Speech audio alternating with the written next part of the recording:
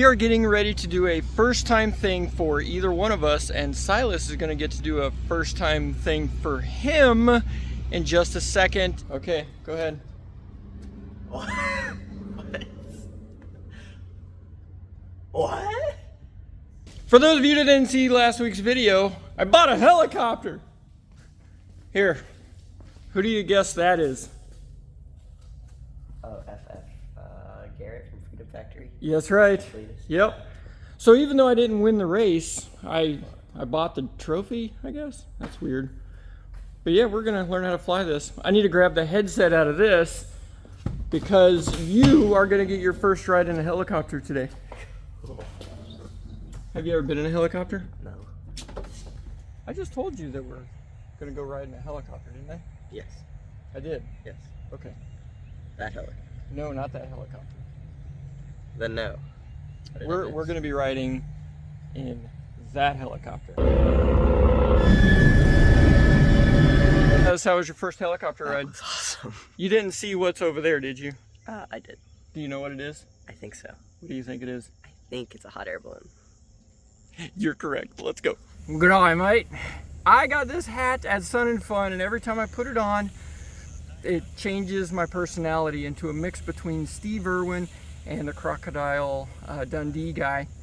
But I think I was wearing this when I bought that. I bought this hot air balloon because the guy that owned it is the guy that's going to teach me to fly helicopters, and he said, "Hey Jimmy, I've got these hot air balloons," and I thought, that's really stinking cool. And then I called Cletus there, and I'm like, "Hey Cletus, I got some hot air balloons. Do you want to go in on it?" And he said, "I don't know. Let me go check it out."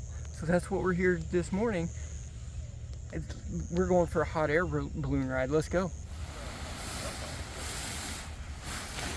Okay, we got to start the inflation process.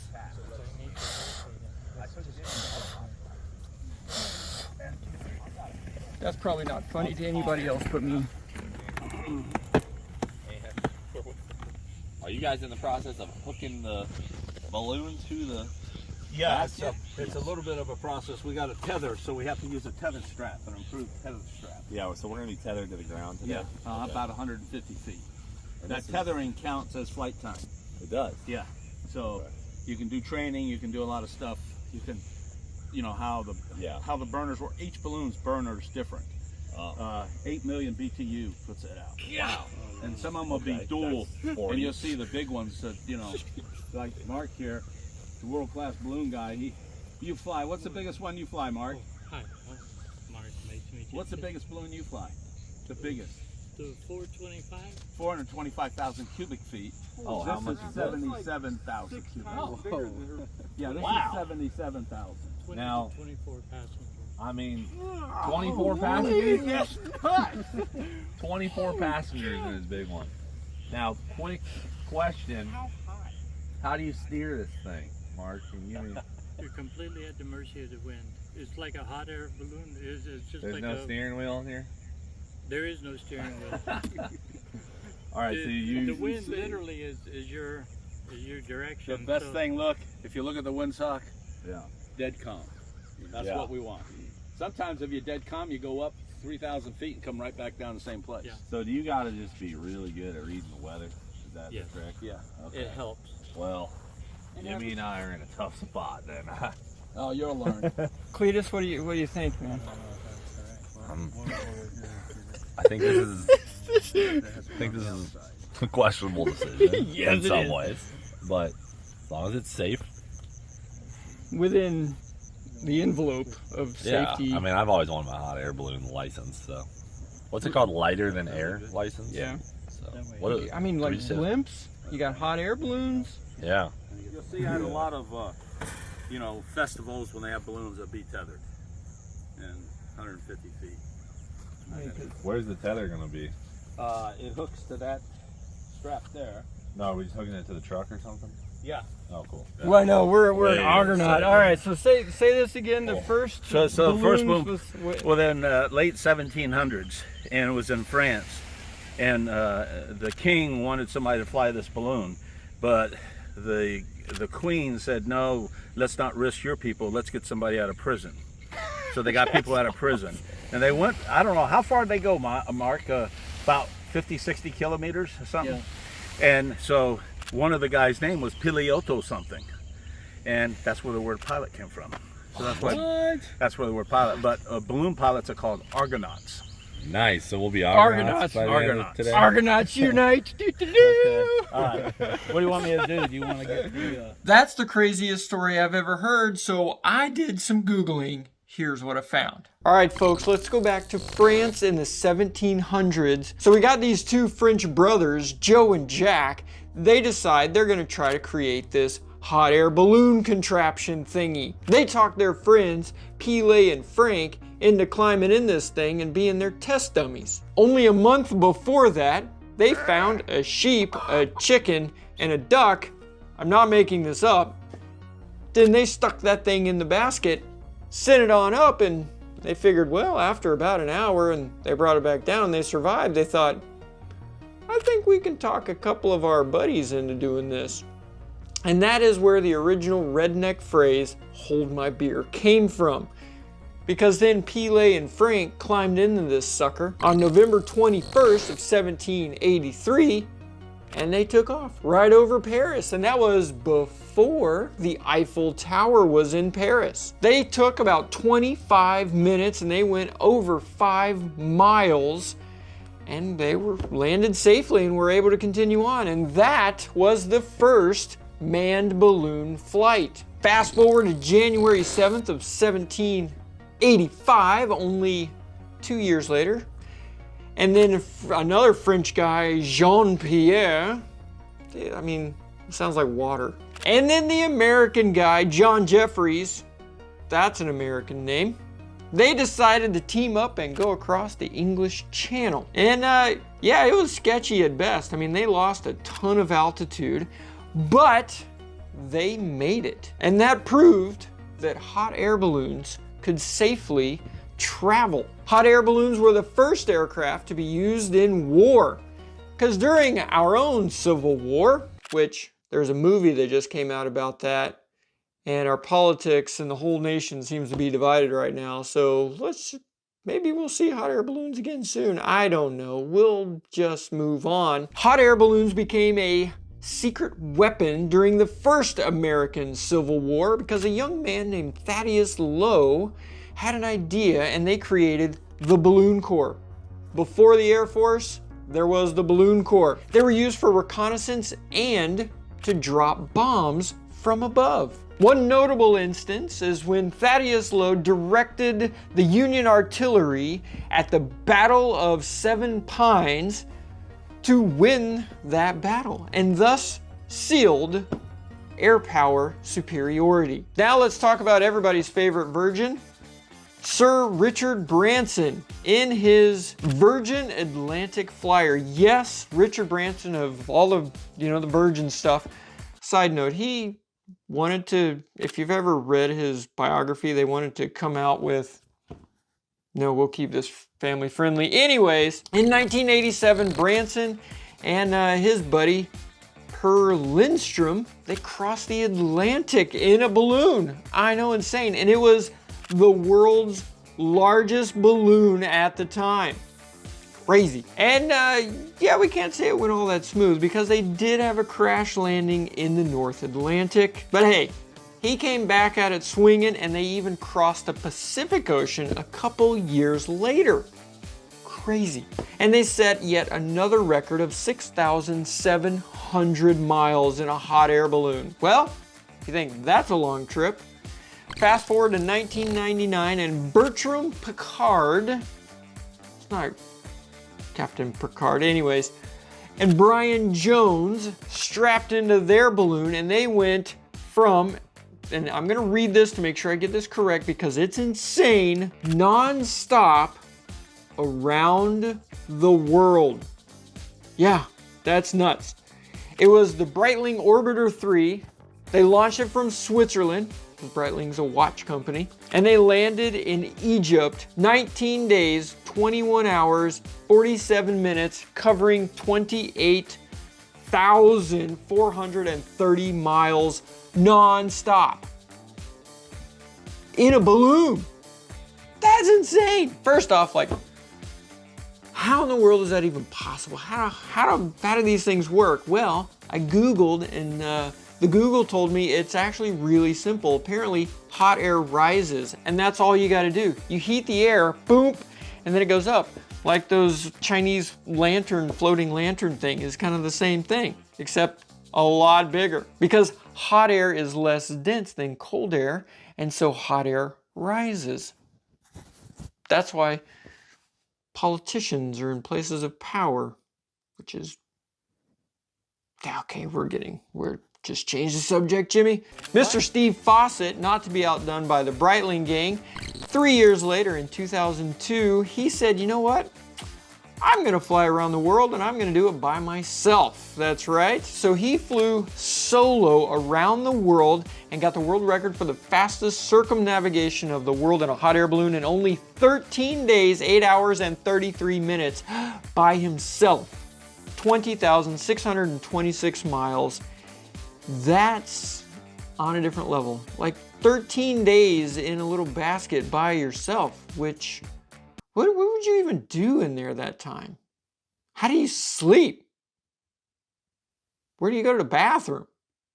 I've got so many questions. And then the little basket underneath, the reason they're made out of wicker, yeah, like a Longenberger basket, but a lot bigger, is because when you crash and you hit the ground, they flex and move, and they can like move in all directions and stuff and not hurt you. And they're not as flammable as other things, and they're really light and moisture and other things, and they just work really well. In November of 2005, this Indian guy, and I'm just gonna put the name up here because there's no way I can pronounce this. That guy, I'm gonna call him VJ. I don't know if that's right or not. Sorry, VJ. Set a record by flying a hot air balloon to 69,852 feet high. Let me put that in perspective. A commercial jet airliner usually only goes to 35,000 feet. That's twice as high as that. That's insane. And even at that altitude, it's like minus 60. I don't have any idea. Minus 100? I don't know. He needed a spacesuit or something. I mean, that's insane. And then how high was the dude that jumped out of and skydived? The Red Bull thing? Was he in a balloon? What was he in? I don't know what he was in. It was like 100,000 feet up or something like that. You guys are nuts. That's just... Anyways. Yeah, so this guy survived and he made it and he came down and he was like, yeah, that was no big deal. Whatever. One of the most famous celebrations is in New Mexico, and it's the Albuquerque International Balloon Fiesta. And the sky transforms into a sea of colors as hundreds of balloons take flight. And I mean, it's all shapes and sizes, and it's like a kaleidoscope happening right there, and then they all just go up. It's just incredible. The history of hot air balloons is packed with daring pioneers, groundbreaking achievements, and breathtaking adventures. From the Montgolfier brothers' first flight to the modern day festivals, hot air balloons remind us of the endless possibilities of human innovation and the sheer joy of floating among the clouds, but not in them, because you can't fly a balloon in clouds because that would be illegal, but it has been known to happen. That's what I found on Google. Now let's get back to the action. How many Fired horsepower? up right now. How many horsepower is we got? That looks like about You should get an airboat. Just. I don't know. Come on, Jimmy, get to work. You want me over there holding that side? Can't hurt. You forgot to yell clear prop. Look out.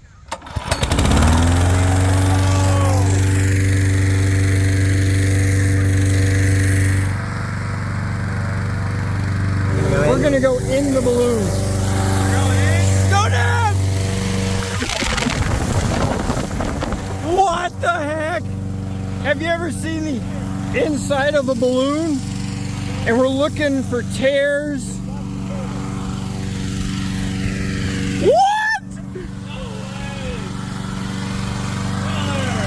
Do you remember when you were in elementary school and they would do the thing? All right, quick balloon inspection. That's the parachute up there. Hey, look, we have a tail number, November 90601. Tail number? Tail number up there? Yeah. All right. Oh, watch out. Hey, you're stepping on the string. Hey, is the fan included in the sail? Yeah, all of it. All of it. I am inside the balloon right now. This is nuts. You remember in elementary school when you would go out in the playground and do the big thing where you'd all go inside? That's what it feels like, but way bigger. Okay, gotta get out now. Oh, this leg hair is gonna be on fire.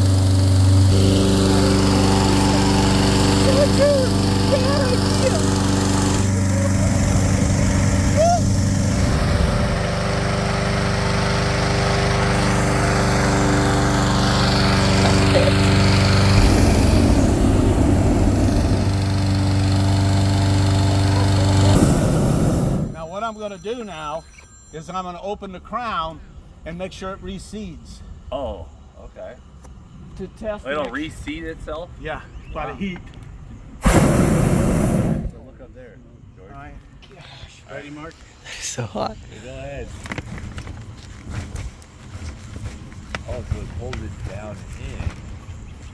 Oh, wow. Oh, whoa, look at it deflated. Yeah. So then you use the heat and it punches the vent back in. There you go. Huh. You climb in with him so that he can show you. Okay. Just Hop in. put and We spent the next few minutes shut off. testing all of the fuel valves number 4. to make sure we didn't have an unscheduled landing. Now open up number 3. Yeah, yeah. Now I'll get was in. the time we have all been waiting for. Chin style. Let's climb in this basket and go for a ride. The Wait, air what do you conditioning think in about this? thing. This is nuts. All right, we're moving. Now we're at the mercy of the wind. And our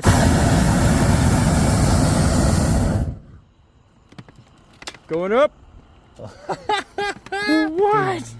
Here we go, brother. What? Hey, can somebody move the golf cart? Taking out the golf cart and the fan. So there's a pretty substantial delay and when you There get is. your lift. And There we go. up and away. We're good, dude. We know what we're doing. We got the tether on. Not missing the tree there.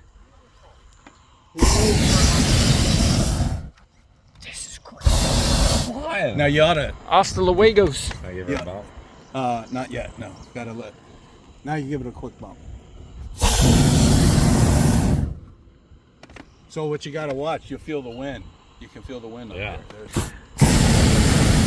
I'm gonna time this sink. So we just kind of kiss the ground. There's a huge delay in when you. You can feel it slowing down right there. See that? Oh, wow. And this Yeah. is what we call lake hopping. You go on a pond or a lake, you come down and Yeah, fill but- the bottom of the basket up. So this is what Oh, it's wow. about. So you have 2 baskets, you have 2 trailers, you have 2 fans, you have a whole complete set of radios, brand new Motorola radios for the crew. They'll follow you.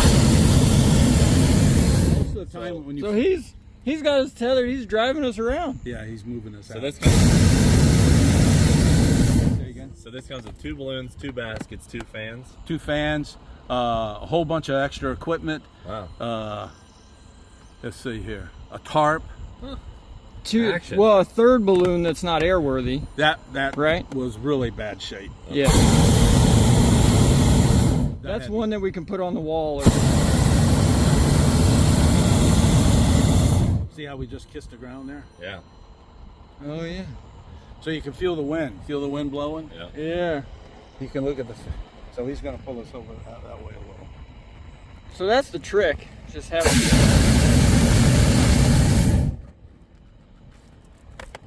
Ah, I have temperature. Temperature, the top right, Yeah. blue, 270. 277. The Firefly balloon can go up to 350. Most other balloons only can go to 300. Yeah.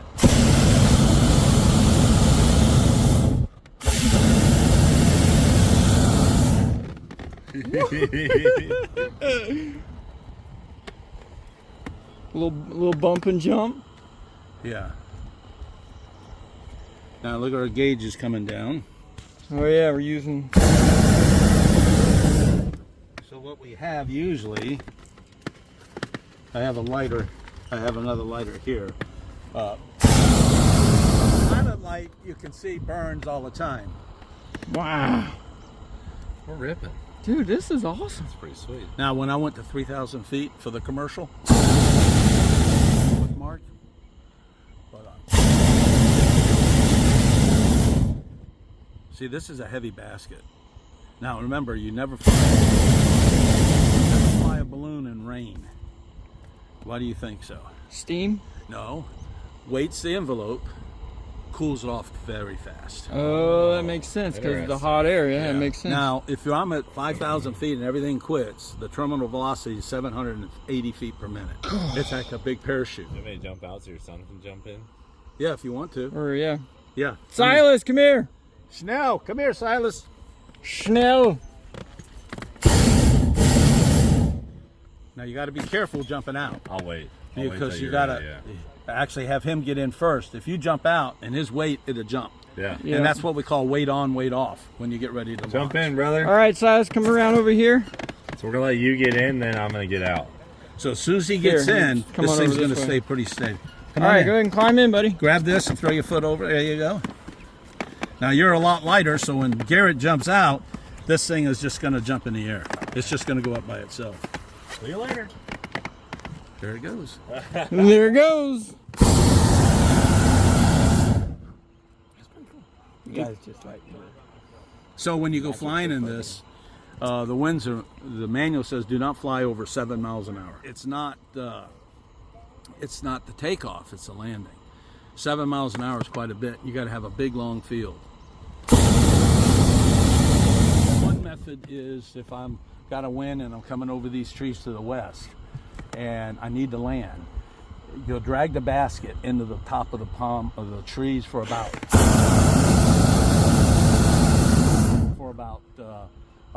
5 to 8 feet, all the way up to here. And as the basket comes back, the balloon envelope goes this way.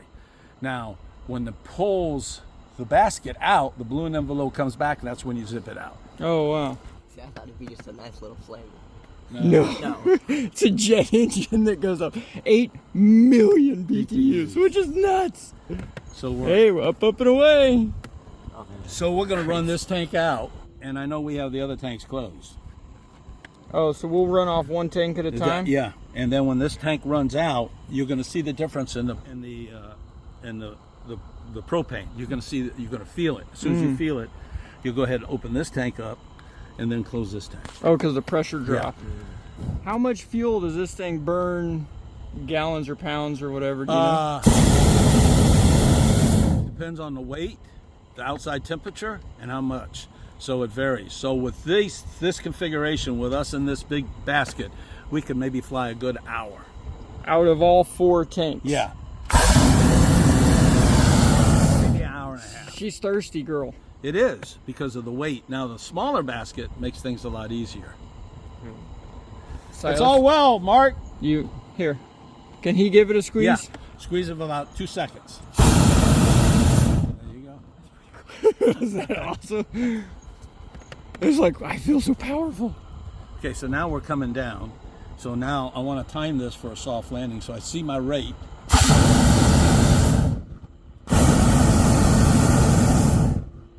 Oh yeah, you're slowing down right there. A little too much. Pause for a second.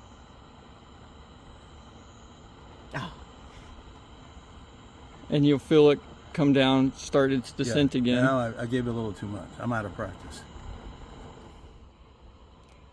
Oh, look at that. That was butter. Just kissed the ground. Look at you. Look at that smile right there on this guy. It's fun. Now we're gonna pop. We're gonna actually touch down. Look at that. That's it. What do you think, Silas? Pretty cool. This would be something Mom would actually go in. And the best way to do it is do the tether first, and everything explains how to hook the tether up and all that. What I need to ask this gentleman is, because of him, we have the American-made movie. He was one of the people on the other side, on the law enforcement side of that, chasing him. Yeah, back in the late 80s, I chased Barry Seals maybe 3 or 4 times, and he was in a Navajo. Ran us out of gas every time south of Mena, Arkansas. Could never catch him. Then one time I got him south of New Orleans, in the middle of the Gulf, about 500 miles. He was flying a Constellation, Soupy Clowney. And we called it in, and they said, knock it off. I said, what do you mean, knock it off? They said, no track and monitor. And they said, knock it off. So your higher-ups told you not to chase him or touch him? Yep.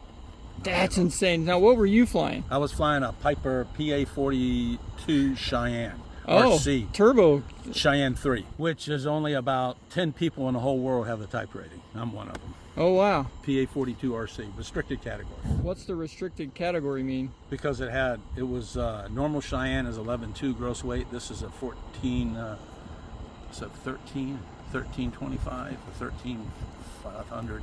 It was up there. Just bigger engines? Yeah, Dash 67s was overweight quite a bit. We had the APG 66 Victor 5 radar in it, the F-16 radar. We had a flare system in it, track and all that. Plus we had 4,000 pounds of fuel. Oh, yeah. To try to catch Barry Seal. Yep. When I chased them in towards Mena a couple of times, we were in Navajo, so I had to follow them. We didn't have any radar or anything like that. It was me and 2 agents on board, and as the sun was setting, I got right up, tucked up underneath them, was flying on his exhaust stacks. I can see the red of his exhaust stacks. That's how I was flying with him. Oh, wow. Until we started running out of gas. So this is it was my DPE, my examiner for my private and my instrument. Yep. He's also the trainer, going to help me with the helicopters. This guy has flown just about everything. What is the scariest moment in an aircraft you've had? Landing behind a bunch of drug smugglers in Georgia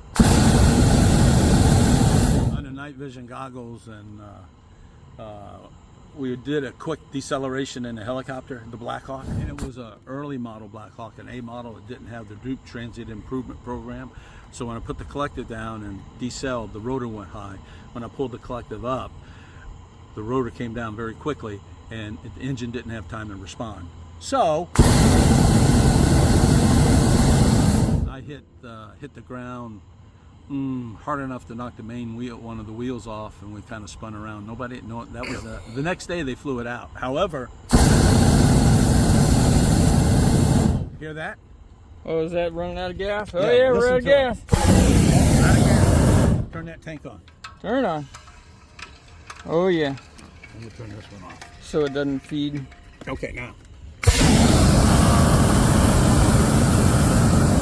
Yes! So we just ran out of gas in the balloon. There you go. That's it. And I have apparatuses that's all in the box that you go to Ace Hardware, pull in, you hook it up, and you fill the tanks up. Propane. Oh. Yeah. Yeah, they just grab the tanks and take them into the Ace Hardware. They connect right here. This is where all your connection is. Oh, look at that. And you open each tank up and it runs all the way around. Huh. So in this Black Hawk, you hit hard, broke the wheel off. They flew it out the next day. Yeah, but the funny thing about the whole thing, when you landed in front of this guy and turned the night sun on, and the night sun came on, and then all of a sudden everything, it blew up, crapped in his pants, so they had me climb all the way up over all that dope to pull him out. You had to go get in his I had to plane? get him, pull him out. Oh, that's funny. We had about 2,000 pounds of coke. Holy moly. It was a Cessna 421, I think. I think you got one of those. Hey, that might be my plane I got. Oh. That just tells me they're good load carriers. They are. I bet the best load carrier is a Navajo. Oh, yeah. The Panther Navajo. Yeah. The 350 Chieftain Panther. Has the Q-tip props and the intercoolers and the vortex. All right. That's What do you- fantastic. All right, what do you think, Silas? We good? This is awesome. Yeah. All right, officially, Congratulations. I got cash for you downstairs. All right, another drug deal. And shh, we'll just make sure this doesn't go on the. We'll edit. Coming down, Mark. Coming down.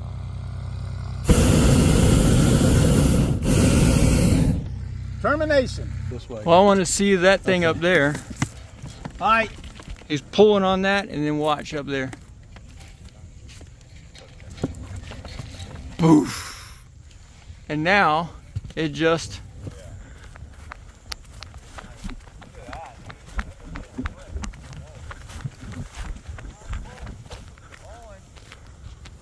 Woof, look at that.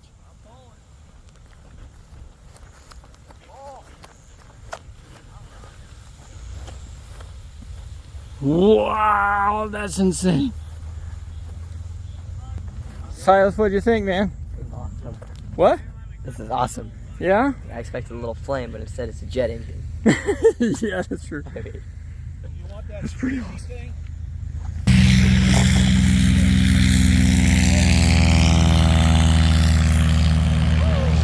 So I heard that you're used to getting cash in rolls like that. So there you go. Well, thank you very much. All right. Don't count that. Everybody got that? Move in, move in. Okay, come on, hop in. Oh, dude. Yonkers? Is that a real one? It's a replica. Okay. The only one in the United States. Wow. The corrugated. Sick. The L-19, I flew this down from Norfolk, Virginia, 8.7 hours. This is a pipistrel. The L-19 over there? Yeah, it's an L-19 bird dog. With the faux missiles or grenade Yeah, launchers on it? 2.75 rockets. And then what's the... That's a 1928, I think, Waco. Guess who flew that airplane? Who are the famous pilots in the 20s and 30s? Lindbergh, of course. There you go, Lindbergh flew that airplane. So Lindbergh flew this one. Lindbergh flew this airplane. Shut the front door. Lindbergh, Charles, Chuck, we like to call him, flew this one right here. Wow. That's crazy. These airports, you have no idea what you're going to find on some of these airports. It's just nuts. We just bought a balloon. How nuts is that? Now, we're going to set up so I can finally start learning how to fly that helicopter and the balloon. And then he's talking me into gliders as well. And Silas talking him into gliders because he's 14 now, which means he can solo a glider. This is going to be an incredible year of just adventures. And then we have the 421 is going to get done. The 310, we have a very special big update on that and our plans for that because we have found a workable solution. You're not going to want to miss that. All right, clear prop, let's go.